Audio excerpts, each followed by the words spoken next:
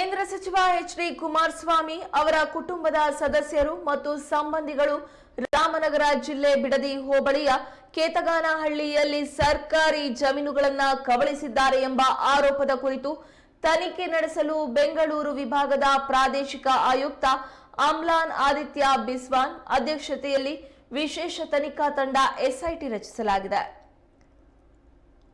ಕರ್ನಾಟಕ ಭೂ ಕಂದಾಯ ಕಾಯ್ದೆ 1964 ಮತ್ತು ಕರ್ನಾಟಕ ಭೂ ಕಬಳಿಕೆ ನಿಷೇಧ ಕಾಯ್ದೆ 2011ರ ಅಡಿಯಲ್ಲಿ ವಿಶೇಷ ತನಿಖಾ ತಂಡ ರಚಿಸಿ ಕಂದಾಯ ಇಲಾಖೆಯು ಜನವರಿ 28ರಂದು ಆದೇಶ ಹೊರಡಿಸಿದೆ.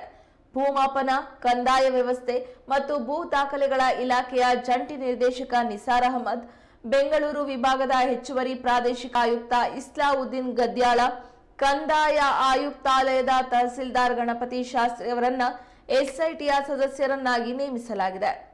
ಬೆಂಗಳೂರು ವಿಭಾಗದ ಪ್ರಾದೇಶಿಕ ಆಯುಕ್ತರ ಕಚೇರಿಯ ಗ್ರೇಡ್ 2 ತಹಸೀಲ್ದಾರ್ ಶೀತಲ್ ಅವರನ್ನ ಎಸ್ಐಟಿಯ ಸದಸ್ಯ ಕಾರ್ಯದರ್ಶಿಯನ್ನಾಗಿ ನೇಮಕ ಮಾಡಲಾಗಿದೆ.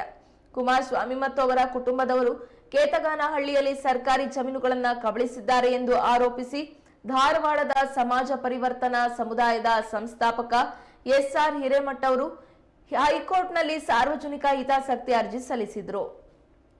ಈ ಅರ್ಜಿಗೆ ಸಂಬಂಧಿಸಿದಂತೆ ನ್ಯಾಯಾಲಯದ ಆದೇಶ ಪಾಲಿಸಿಲ್ಲ ಎಂದು ರಾಜ್ಯ ಸರ್ಕಾರದ ವಿರುದ್ಧ ನ್ಯಾಯಾಂಗ ನಿಂದನೆ ಅರ್ಜಿಯನ್ನು ಸಲ್ಲಿಸಿದ್ದಾರೆ. ಈ ಅರ್ಜಿಯ ವಿಚಾರಣೆ ವೇಳೆ ಹೈಕೋರ್ಟ್ ರಾಜ್ಯ ಸರ್ಕಾರವನ್ನ ತರಾಟೆಗೆ ತೆಗೆದುಕೊಂಡಿತ್ತು. ಆ ಬೆನ್ನಲ್ಲೇ ಎಸ್ಐಟಿ ರಚಿಸಲಾಗಿದೆ. ಕೇತಗಾನಹಳ್ಳಿ ಗ್ರಾಮದ ಸರ್ವೆ ನಂಬರ್ 8, 9, 10, 16, 17 ಮತ್ತು 79ರಲ್ಲಿ ಮಂಜೂರಾತಿಯಾಗಿರುವ ಜಮೀನುಗಳ ಸಂಪೂರ್ಣ ದಾಖಲೆಗಳ ನೈಜತೆಯನ್ನ ಪರಿಶೀಲಿಸಬೇಕು. ದಾಖಲೆಗಳ ನೈಜತೆಯನ್ನ ಪರಿಶೀಲಿಸಲು ಅಗತ್ಯವಿದ್ದಲ್ಲಿ ವಿಧಿವಿಜ್ಞಾನ ಪ್ರಯೋಗಾಲಯಕ್ಕೂ ಕಳಿಸಬೇಕು ಎಂದು ಆದೇಶದಲ್ಲಿ ತಿಳಿಸಲಾಗಿದೆ.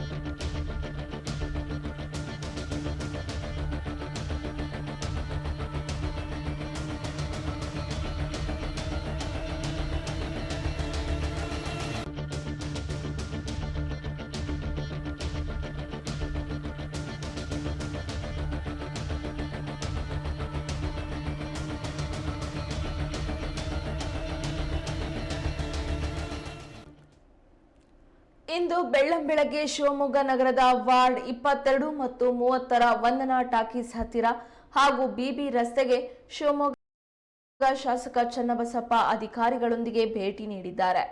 ಅಲ್ಲಿನ ನಾಗರಿಕರ ಕುಂದುಕೊರತೆಗಳನ್ನು ಆಲಿಸಿದ್ದು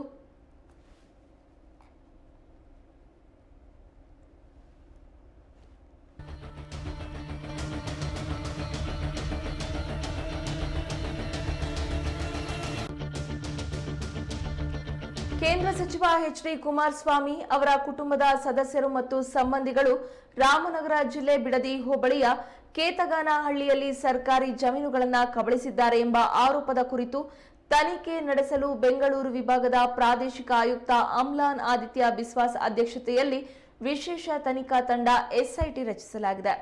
ಕರ್ನಾಟಕ ಭೂ ಕಂದಾಯ ಕಾಯ್ದೆ 1964 ಮತ್ತು ಕರ್ನಾಟಕ ಭೂ ಕಬಳಿಕೆ ನಿಷೇಧ ಕಾಯ್ದೆ 2011ರ ಅಡಿಯಲ್ಲಿ ಈ ವಿಶೇಷ ತನಿಖಾ ತಂಡ ರಚಿಸಿ ಕಂದಾಯ ಇಲಾಖೆಯು ಜನವರಿ 28ರಂದು ಆದೇಶ ಹೊರಡಿಸಿದೆ.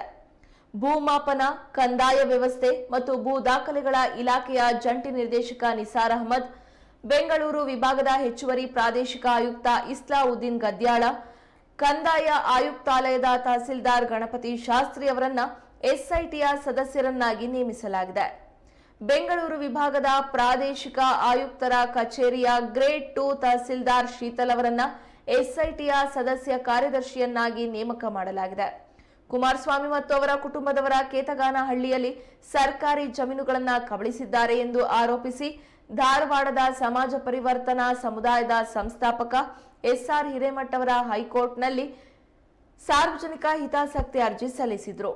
ಈ ಅರ್ಜಿಗೆ ಸಂಬಂಧಿಸಿದಂತೆ ನ್ಯಾಯಾಲಯದ ಆದೇಶ ಪಾಲಿಸಿಲ್ಲ ಎಂದು ರಾಜ್ಯ ಸರ್ಕಾರದ ವಿರುದ್ಧ ನ್ಯಾಯಾಂಗ ನಿಂದನೆ ಅರ್ಜಿಯನ್ನು ಸಲ್ಲಿಸಿದ್ದಾರೆ.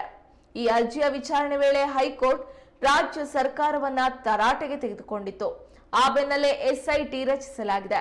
ಕೇತಗಾನಹಳ್ಳಿ ಗ್ರಾಮದ ಸರ್ವೆ ನಂಬರ್ 8, 9, 10, 16, 17 ಮತ್ತು 79ರಲ್ಲಿ ಮಂಜೂರಾತಿಯಾಗಿರುವ ಜಮೀನುಗಳ ಸಂಪೂರ್ಣ ದಾಖಲೆಗಳ ನೈಜತೆಯನ್ನ ಪರಿಶೀಲಿಸಬೇಕು. ದಾಖಲೆಗಳ ನೈಜತೆಯನ್ನ ಪರಿಶೀಲಿಸಲು ಅಗತ್ಯವಿದ್ದಲ್ಲಿ ವಿಧಿವಿಜ್ಞಾನ ಪ್ರಯೋಗಾಲಯಕ್ಕೂ ಕಳಿಸಬೇಕು ಎಂದು ಆದೇಶದಲ್ಲಿ ತಿಳಿಸಲಾಗಿದೆ.